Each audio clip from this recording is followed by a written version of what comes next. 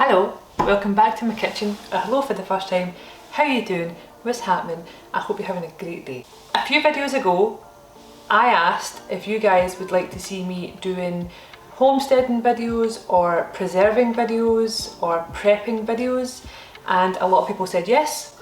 So today I'm going to show you how we wax cheese.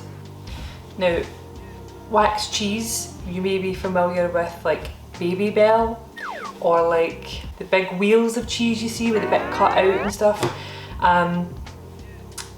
Waxing cheese is a way to preserve the cheese. So essentially you have cheese, cover it in wax, more complicated than that, but simply almost that, and you can keep it for about 20 years, 20 to 25 years, if stored correctly. The reason that we would do that in regards to homesteading or prepping is because, one, cheese is expensive. So if you can find cheese on a good deal, but then you think, well, I'm not going to use all that cheese, but it's a good deal, it's a good way to store your cheese rather than freezing it. Freezing cheese can create freezer burns in the cheese. It can create cracks in the cheese where then it'll dry out all the way through the middle and stuff. Freezing is still okay with cheese. It's just not ideal. Waxing isn't ideal either, but I think personally it's better than freezing. I'm also someone that hates waste in regards to food.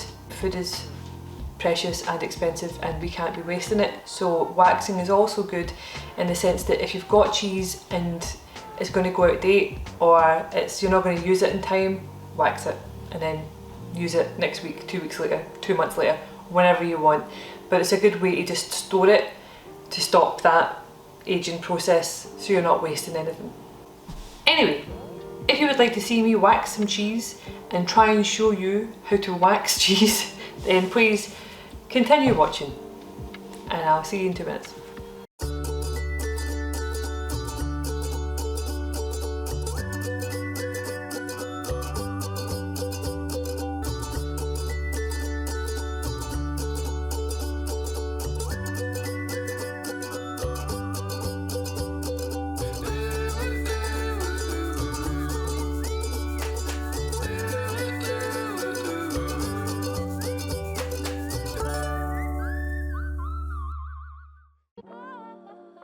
Look at me moving up in the world, having a tabletop fucking, what's your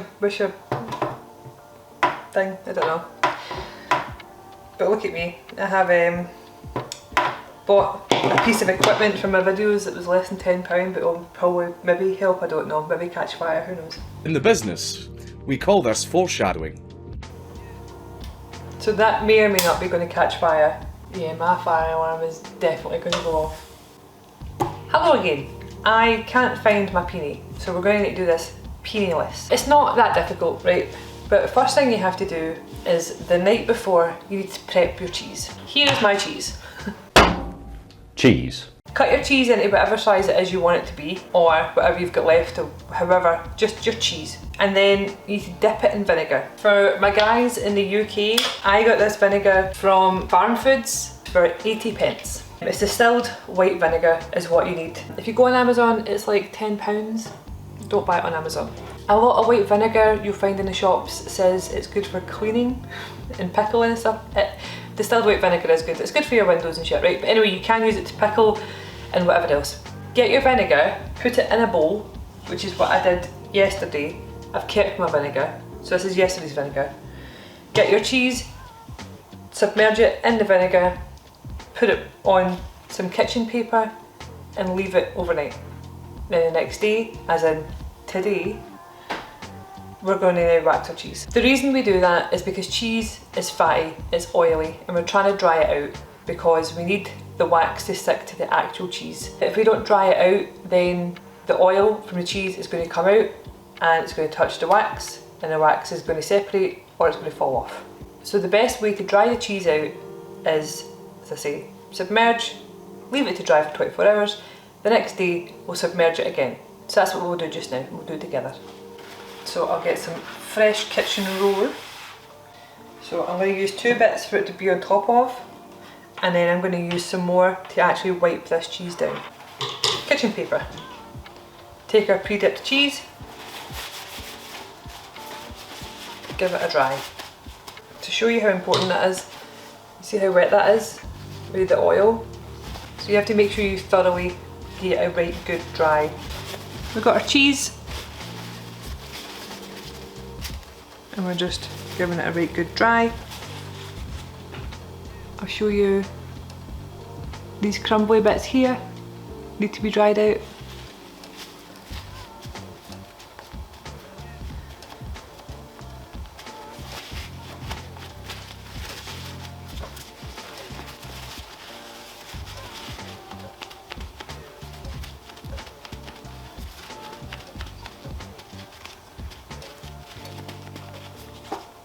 Then once you think it's dry, we're just going to do a few rolls in the vinegar.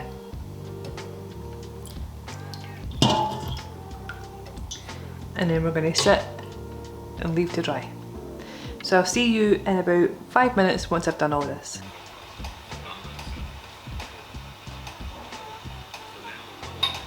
Oh, I just realised I've been recording that full time. So we've dipped our cheese in vinegar again, and now what we're going to do is we're going to wait about 2-3 hours for this to like fully dry, and then we're going to start waxing it. 2 reasons why we use vinegar a second time. 1, the vinegar kills bacteria, and 2, it dries it out. So vinegar is really important. The wax that we're using is food grade wax. It's not like beeswax, candle wax, none of that. This is the wax that I use. It's just red wax, but it's food safe. So I get mine from a place called, it's basically just fucking a milk and cheese and yogurt like company, making company. cheeseandyogurtmaking.com. They're on Instagram, they're on Facebook, also not sponsored, just thought I'd tell you. So I don't know, I'm waving this and not showing you. 2 seconds. I'll just show you. So here I have my tabletop stove because I'm professional, and a bain-marie essentially, or double boiler if you're American. So there's a little bit of water in this pot. My wax is in this bowl and it's on slowly simmering away and slowly melting. You don't want to burn your wax, you don't want to boil your wax. It just has to be nice and melted. I'm actually going to turn it down just a wee smidge, just to keep it at a nice temperature. So our wax is ready. We're just going to keep it in this while we wax, but I'll be back in a few hours once we're ready to go. So our cheese is nice and dry, and now we're going to get to the waxing. So I have 2 trays here with parchment paper on them. The reason I've got 2 is because I've got quite a lot of cheese, and when I'm dipping and putting down, I might not leave enough space for everything. So I've just got plenty of room here to dip and place down my cheese. Clean hands, obviously, as well. And then we're going to get a bit of cheese, and we're going to try and duke it in.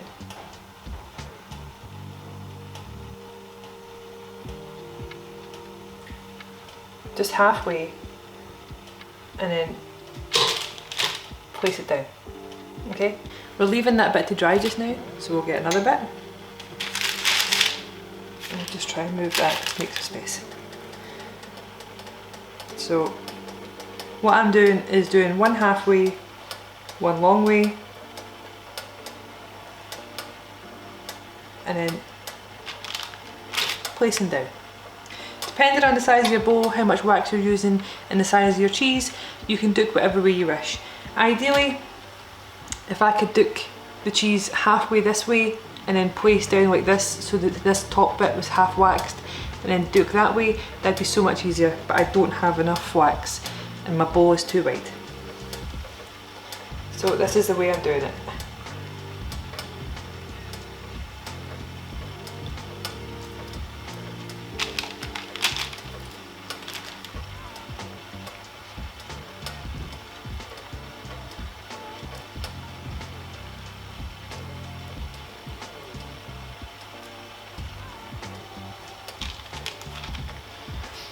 I suspect the way that I'm doing it, some of the wax will stick to this because I'm obviously doing one end, but we'll cross that bridge when we get to it.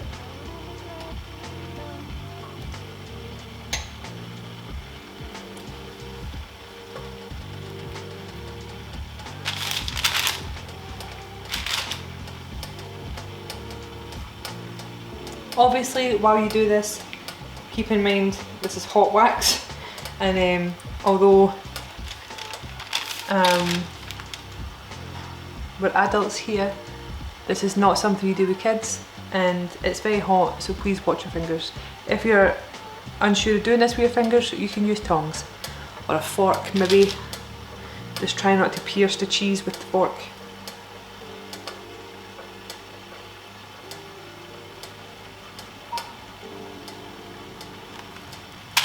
Oh no, do you see that? That broke off. Ah damn.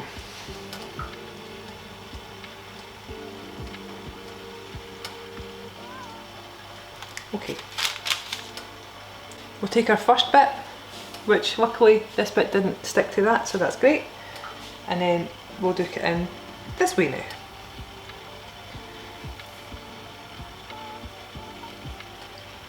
And then we need to remember that that's the dry piece, so we'll put it down that way. Again, that bit didn't stick, so happy days. So we'll put it in this way.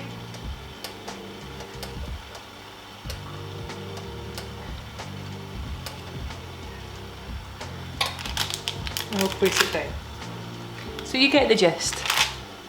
I've been doing this with my arm in the way, haven't I? Right, so we'll put it that way. We'll dip that end. This is the dry piece, so we'll set it like this, and we'll set it down. So we basically do that to every edge, every side, twice. So we want a nice coverage on it. I feel like I want to use some more wax, so that's what I'm going to do. Also, the wax that we're using here can be reused. So, for example, this cheese, if you were to then put this cheese in the fridge and then whenever you want to use it, you take it out. If you cut the wax off, it can be washed and it can be reused. So we're not going to waste any of this wax. It'll all be washed and it'll all be reused. So I will see you once all of this cheese has been waxed properly and all completed with 2 layers on every side. And by that, I mean we've already done one here and here. We've done one here and here. So we need to do one here, and that's 1 layer. You need to do all of that again, and then that'll be waxed twice, and then that'll be ready to go. Detailed, I know some people like to see speed runs of things, so I'm actually just going to record this, and if you can be arsed, then you could do a sped up version of me doing all this. I could do that.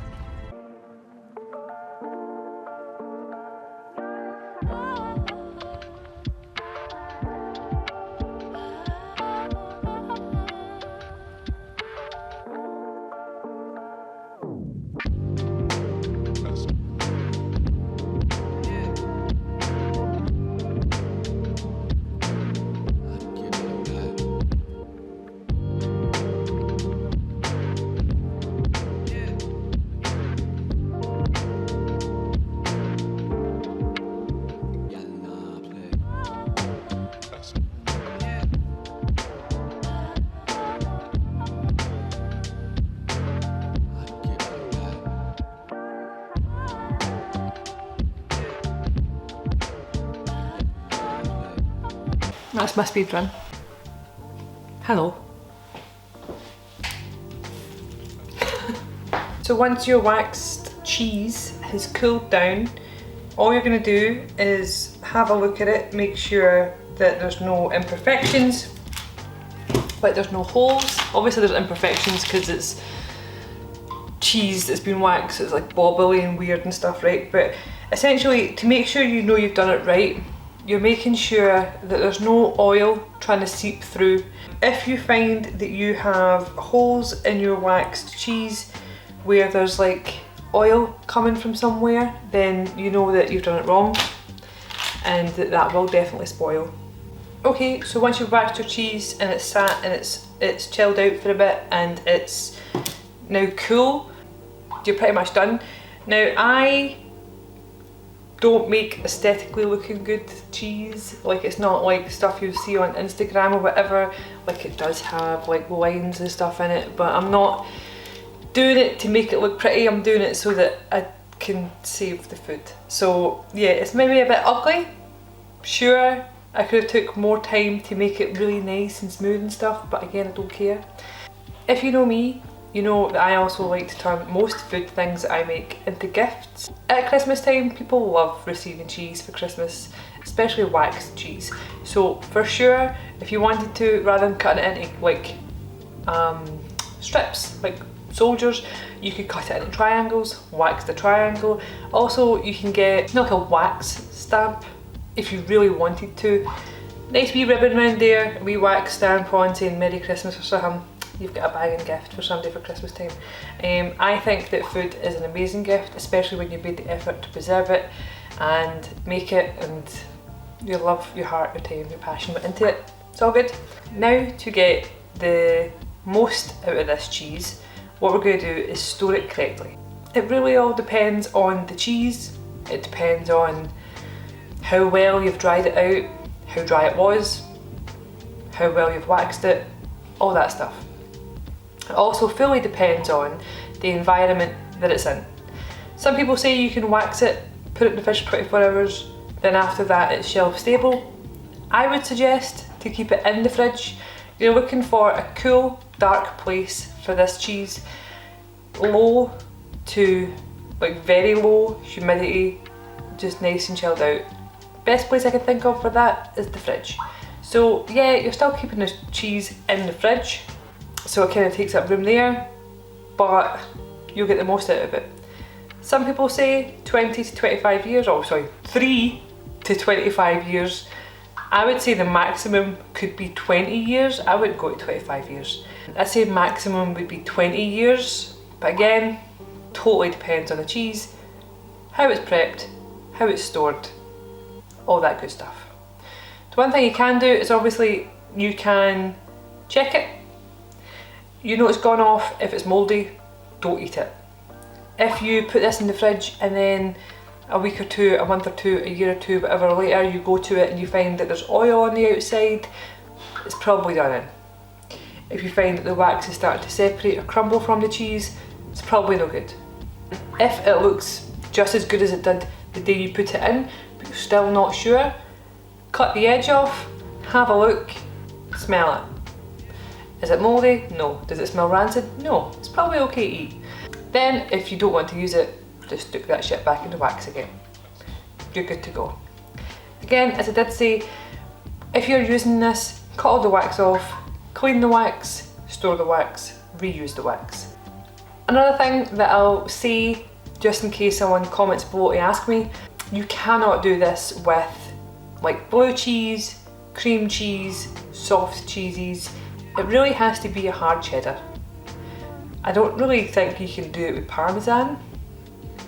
I'm not too sure. I wouldn't. Google it and find out, I guess. But like soft cheese, like cream cheese, all that kind of stuff, you just can't do that. It's not, you can't do it. Speaking of cream cheese and soft cheeses, I also know how to make mozzarella from home, and I know how to make cream cheese from home. If those are things that you would like to see done and you would like to learn how to make your own cheese at home, then comment below and let me know. If there's enough comments, then I'll happily show you how to make cream cheese or mozzarella cheese.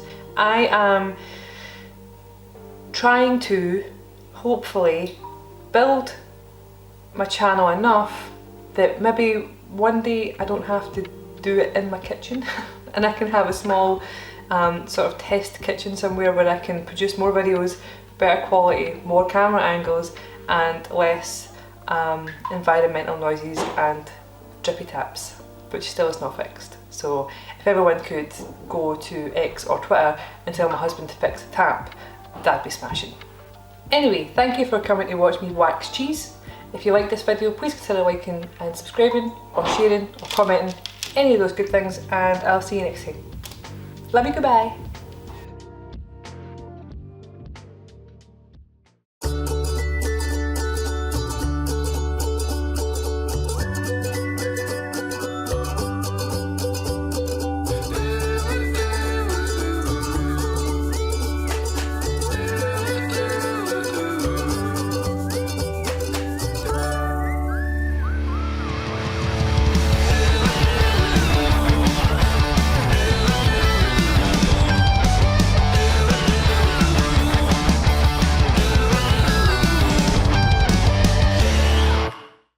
feel like one of those 80s people at the gym where they've got the wee weights. Do you know what I mean? This is 3 and down, elbows above the shoulders and down.